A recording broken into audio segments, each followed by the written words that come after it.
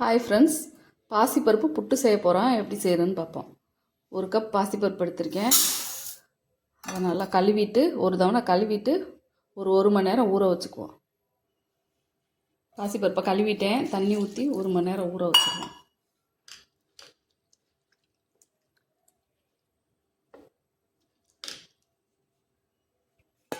மூடி பாசிப்பருப்பை ஊற வச்சு 1 மணி நேரம் ஆயிடுச்சு.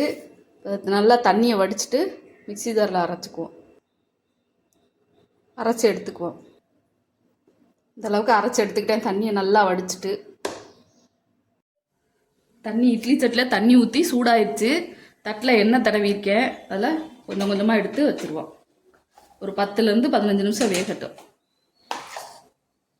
இது நல்லா சத்தானது, எல்லாருக்குமே தெரியும் பாசிப்பருப்பு எவ்வளோ சத்துன்னு. இதை நல்லா செஞ்சு கொடுத்தா குழந்தைங்களுக்குலாம் நல்லா சத்தாக இருக்கும், வெயிட் போடுவாங்க, உடம்புக்கு ரொம்ப நல்லது. ஒரு 10லேருந்து 15 நிமிஷம் வேகட்டும்.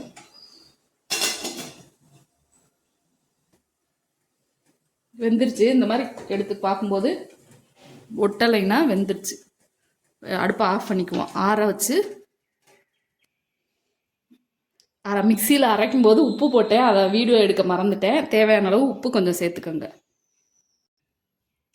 ஆறிடுச்சு. மிக்சி ஜாரில் போட்டு அரைச்சிக்குவோம்.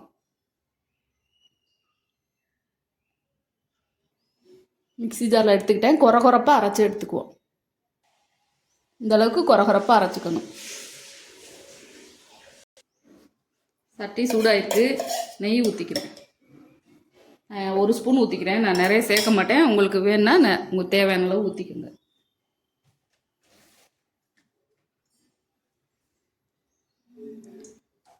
முந்திரி பருப்பு போட்டு வறுத்துக்கிறேன். முந்திரி பருப்பு செவந்துருச்சு. இந்த தேங்காய் திருக்கி வச்சுருக்கேன். 1/2 மூடி தேங்காய் திருக்கிருக்கேன். அதை நெய்யில் 1 நிமிஷம் அப்படியே கிண்டி விட்டுக்குவோம். இதுதான் அந்த ஃப்ளேவர் நல்லாயிருக்கும்.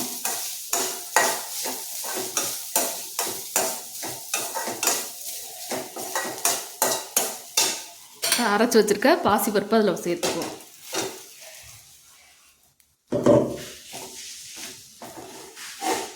எல்லாத்தையும் சேர்த்து கிண்டி விட்டுக்குவோம்.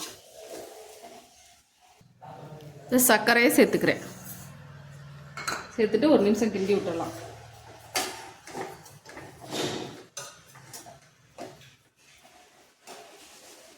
புட்டு ரெடி ஆயிடுச்சு. இதே மாதிரி நீங்கள் செஞ்சு பாருங்கள். டேஸ்ட் ரொம்ப நல்லாயிருக்கும், ஹெல்த்தியானதும். இந்த வீடியோ பிடிச்சா லைக் பண்ணுங்கள், ஷேர் பண்ணுங்கள், சப்ஸ்கிரைப் பண்ணுங்கள்.